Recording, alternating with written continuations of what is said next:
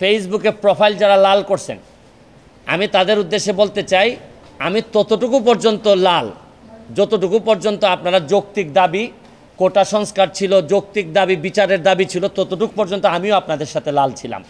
কিন্তু যখন আপনারা আমার নেত্রী জননেত্রী শেখ হাসিনার পদত্যাগ দাবি করতেছেন এবং ধ্বংসলীলায় মেতে উঠেছেন, তখন আমি যেমন আপনাদের যেমন আমার নেত্রীর বিরোধিতা করার অধিকার আছে, আমারও আমার নেত্রীর পক্ষে দাঁড়ানোর অধিকার আছে।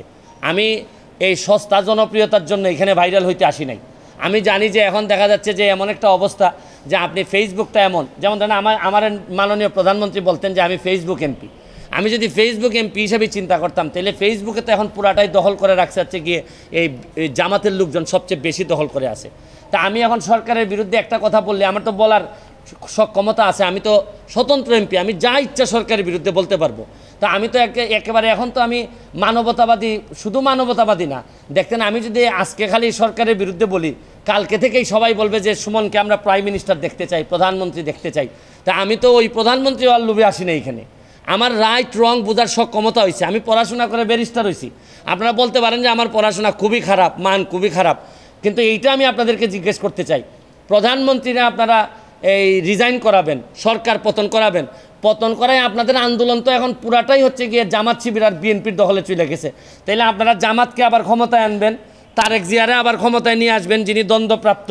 তাইলে আপনারা যদি এইগুলো আনেন, তাহলে আজকে আপনারা এক দফা চাচ্ছেন। এক দফায় কি মনে করলাম যে আপনাদের এক দফায় আমি মেনে নিলাম, মাননীয় প্রধানমন্ত্রীকে বললাম যে আপনি কি করেন, পদত্যাগ করেন, ছাত্ররা মারা যাচ্ছে এই নেশিন, আমরা বললাম তারে, স্বতন্ত্র এমপি হিসাবে আমি তারে বললাম। আজকে যারা এক দফা দিচ্ছে, কালকে এরা আরেকটা দফা দিবে, দিয়া বলবে যে আপনি আওয়ামী লীগ করা বন্ধ করেন, এই দেশে কেউ আওয়ামী লীগ করতে পারবে না। 2 দিন পরে বলবে যে এই দেশে মুক্তিযুদ্ধের চেতনা থাকবে না। এরা একটার পর একটা দফা তো আপনি যদি সব সারেন্ডার করে মেনে নেন, তাহলে আমরা যাব কোথায়? আমি তো কোনো সংঘাত চাই না, আমি তো কোনো ধরনের সংঘাত, একটা প্রাণহানিরও আমি কোনোভাবেই পক্ষে না। যতগুলা ছাত্র মারা গেছে তাদের প্রতিটা ছাত্রের আত্মার মাগফিরাত কামনা করা এবং বিচারের ব্যবস্থা করার জন্য আমি সবচেয়ে, শুনেন, এখন হয়েছে কি, দুর্নীতির বিরুদ্ধে যুদ্ধ তো নাই, এখন তো নতুন আরেক যুদ্ধ তৈরি হয়েছে। দুর্নীতির বিরুদ্ধে যুদ্ধ শেষ, দুর্নীতিবাজরা তো যে যার মতো করে সেফ আছে, অনেক দুর্নীতিবাজ হয়তো দেশ ছেড়ে দিবে, এদের তো কোনো ঝামেলা নাই। মরবে হচ্ছে গিয়ে যে যারা এই না দুর্নীতি করছে, না এরা এই যে সহজ সরল জীবনযাপন চাইছে, তারাই এখন বিপদগ্রস্ত বেশি।